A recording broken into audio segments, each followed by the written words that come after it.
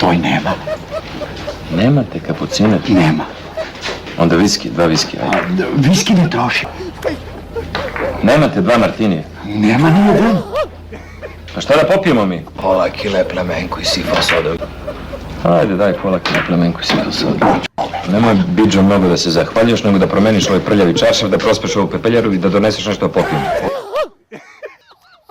Pišite, drugovi, pišite. Mi vas nemamo u evidenciji. Pa ne valja vam evidencija. Napišite Slobodan Mihajlović. Šta radite vi? Druže, studiram. Još niste završili.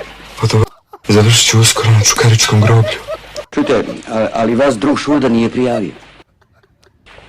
Za studentski dom sam mator, za starački dom nemam godinu. Rođice se prave ludi. Nemamo mi ništa s vama, druže, izvini. Imate. I još kako ćete imati? Dosta je bilo žmurki. Ma ko će imati? Svi. Razne, društveno-socijalne, zdravstvene i potporne organizacije. Opština, Crveni krst. Pa neko u ovom društvu i za moj slučaj mora biti nadležan.